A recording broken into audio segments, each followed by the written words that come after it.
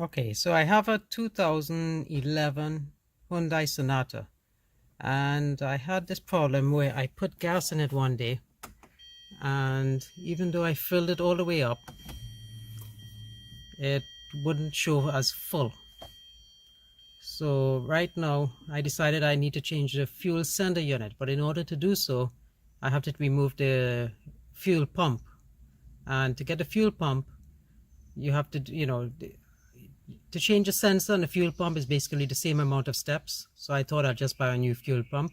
So right now I had the tank run almost empty, so there won't be too much gas in the tank. And let me show you the stuff that I got for it. I went on Rock Auto and I got a retaining ring tool, which will allow me to take the retaining ring off. And they also recommend I get a quick disconnect tool set with all these fittings to allow me to disconnect the fuel hose, I believe. So I'm going to try that. And this is the pump that I got.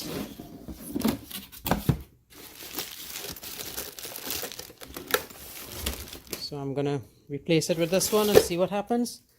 And the location of the fuel pump and the tank is through here, so I need to remove those screws. Right, so instead of crawling through the trunk, what I did was I just dropped the back seat. I'm going to take a screwdriver and take out as much as I can here, and I'll come back shortly. Okay, so I took off the cover, and there's a wire here I need to disconnect, and there's another one here, and this is the fuel connector, and this here is another connector. So I'm going to try to get these off. I think I need a squeeze here and probably over here, and I'm going to take this one off too, so there's no power left. And then I'm going to disconnect this one, and then I'm going to use those clips and see if I could get this one off. There'll probably be some fuel spraying out, but I'm in an open garage and hopefully it will evaporate quickly. Let's see what happens. Okay, so I got the two clips off. This one you just have to press here and pull up on it and it pops out. And this one, press over here and pull it out. Alright, so let's see if I could get that tool and get these two out.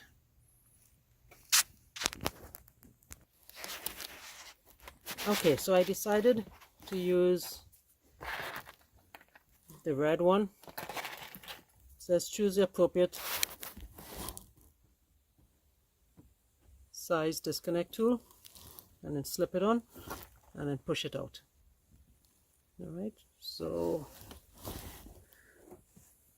this is the tool.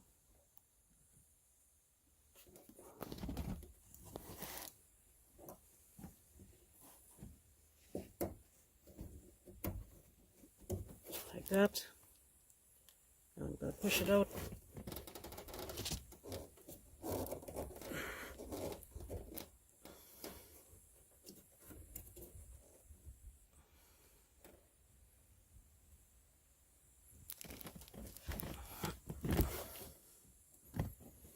Alright, I'm going to put my phone down and I'll be right back. Okay, so the red one didn't work. It was too small. I tried the white one. It was too big, so I ended up trying the black fitting.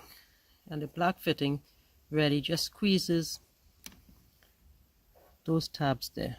There's a tab there and there's a tab there. So you just push on it hard enough that it goes over this white area here. And then you could disconnect it.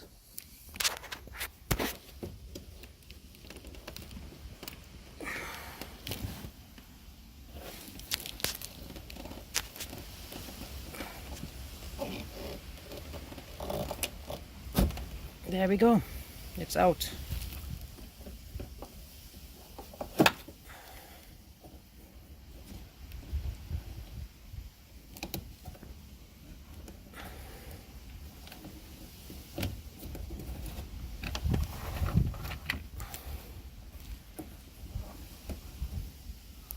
Alright, so let me see how the other one comes out. Okay, This was a hard one. So put gloves on and put goggles on, all right, because this is a high pressure hose. When you do release it, there will be a spray of gasoline. So there's a clip on this side and a clip on the other side. You need to press it together, right? I didn't have the best tool for this would have been a hose clamp one. Hose clamp pliers to squeeze both ends and pull it out, because you need to overcome this bump here. All right, but what I did instead was I took 2 screwdrivers. Oh, that's not good. So I took 2 screwdrivers, one on this side and one on this side, and I squeezed it as hard as I could and then pulled it out. And that's what I was able to, I was able to get it out, but that took me about 20 minutes to get it out. All right, now I need to get my tool together to get the ring off. I'll be right back. So I bought this tool to remove the ring, and it says it works on Mercedes-Benz, BMW, Audi, Volkswagen, Chrysler, and some Asian vehicles. And this is what it looks like when it's assembled. And it's supposed to go in like this and lock into it, and you turn it. Now the problem with this is that this lip here prevents you from doing that. So that was a waste. I'm gonna have to take a screwdriver and knock this and see if I could get it to turn. Fortunately, this vehicle wasn't exposed to the salt roads or anything like that, so hopefully it should come off easier. Let's see what happens. Okay, so I was able to fit it up underneath over here. All right, and on those airs. So I'm going to try to wrench it now and see what happens.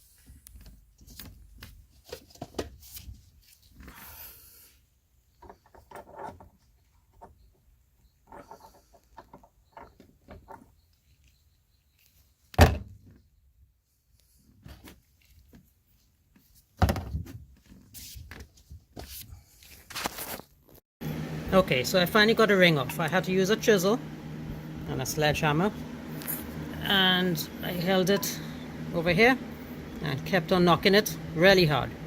The best thing to do is to collapse the 2 seats and sit in the back there and just hammer it until it comes off.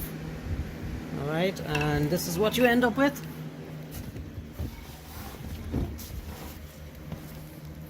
Alright, there was a rubber seal over there that I replaced. And to get this tank off, to get the pump off, you really have to finagle it. You turn it every which way, you pull it out at an angle from the hole, like in this orientation, and then you have to twist it to get the float off. Over here.